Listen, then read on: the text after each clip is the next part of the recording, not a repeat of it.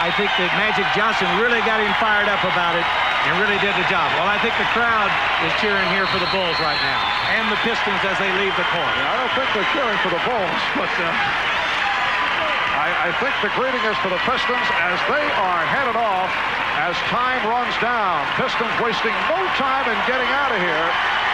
Now timeout was called. They left the bench, although there's 7 and 9, 10 seconds remaining. The Pistons. What just happened here? When did this feud begin? What if they can just rewind the hands of time and maybe did things differently? They were insulted a way that they had been treated by Chicago's players. Several things had been said. So I went to Isiah, as I recall, and said, don't do this, you'll regret it. One eternity later. The fact that Jordan is unable to do that with you, to basically sit there with you and saying, look, he explained that, bygones be bygones, or that's good enough for me. What do you think that says about MJ?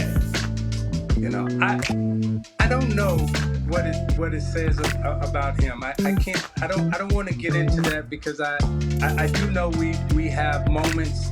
We all have lapses in moments in terms of something we would have said on camera or didn't say on camera, right? So I'm not gonna say, oh, Michael, I don't like Michael, because I do. Isiah Thomas, Magic Johnson, George Gervin. Now they say it was a so-called freeze-out in my rookie season. I wouldn't have never guessed. Chicago-born Isiah Thomas ran Chicago. People loved him until Michael Jordan became the man of the city. According to former Pistons player John Sally, Thomas' entire beef with Jordan stemmed from Thomas's nephew, a Chicago native, wearing a Michael Jordan's Bulls jersey. Isiah Thomas hated the fact that he grew up in Chicago, but yet all his family members was wearing Chicago Bulls jerseys and went in the movement. During his rookie season with the Bulls, Jordan averaged 29.2 points a game on 51% shooting and helped make the team that had only won 35% of their games the previous 3 years. He made them playoff contenders. He quickly became a fan favorite, even in opposing arenas. Jordan had to deal with not only the inflated expectations during his rookie season, but also he had to deal with the veterans hating on his success. He also was voted Rookie of the Year that year. Jordan is one of the most marketed sports figures in history. A lot of the veterans that played before him started to be jealous of the way he carried himself. Jordan's shoe was banned his first year, and he got fined every time he wore it. The Converse weapon, that's the shoe that's Magic do what he was born to do. It may be so, but that's not all that let Isiah play like he's 10 feet tall. For the kind of moves that never fail, the weapon's the choice of Kevin McHale. The same is true for Mark Aguirre. When I wear weapons, I'm on fire. Well, what can the weapons do for King? Why, I can do just about anything. You already know what you did for me. What? I walked away with the MVP. The Converse weapon, the #1 weapon in the NBA.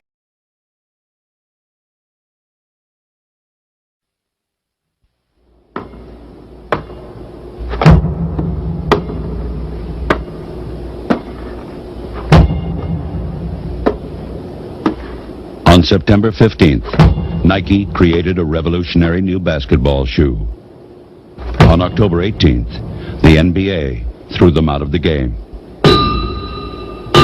Fortunately, the NBA can't stop you from wearing them. Air Jordans from Nike. Controversy arose before the All-Star game. Word surfaced that several veterans players led by Isiah Thomas were upset about the amount of attention Jordan was receiving. This led to a so-called freeze-out on Jordan. The players refused to pass the ball to Jordan. The veteran players told Isiah Thomas not to pass Jordan the ball. Magic Johnson and George Gervin was the ones who actually initiated the whole freeze-out, allegedly. Now, Michael Jordan really didn't want to step on anybody's toes. He didn't notice that they were doing a freeze-out. He actually shot 9 times and went 2 for 9 during the game. After watching the video, it looks like Jordan was a little nervous. but most of the players who actually played shot at least 10 times during the game. The veteran players of the league didn't like the way Michael Jordan was carrying it on. When he came to the slam dunk contest, he had a fur coat on and different things like that. So they were really jealous and they wanted to set him straight. Michael Jordan played it off. However, there is a rumor that he had a revenge game when they played against the Pistons in 1985, where Michael Jordan scored 49 points. Down the lane, double clutches. There's a steal. And Chicago will get another. Jordan steps in front, steals. He's on the right wing on Matthews. Going up to John Long. Jordan with another steal. He'll drive. He'll dunk. Comes in. He's handling the break very well. Bulls go to Jordan. Spins around. Long. Reverses. Amen. Michael Jordan against Isiah to the lane. Up and in. Book at halftime. A look at significant Piston events, past and present. This one's on number 20. Oh, my God. Jordan. Yeah, boy. In 1987, Detroit Pistons played Chicago Bulls May 4th of 1987, and Michael Jordan was just on a tear. He scored 61 points, and Joe Dumars or Isiah Thomas couldn't stop him. After that game, Isiah Thomas stayed up all night with Joe Dumars, trying to come up with a plan to stop Michael Jordan. After a while, they came up with the answer, and they called Chuck Daly and said, "We have a way to stop him." That's when they created the Jordan rules. One of the things that they came up with is, if Michael Jordan go right, take him to the floor, try to push him to his left hand. If he goes left, make him pass it. Now, this is what a lot of the players said about the Jordan rules. The Jordan rules. Is that something you guys made up? On the switch, Jordan. No easy layups when you get to this point of the playoffs. And Rodman gave Jordan a shot. Jordan rules?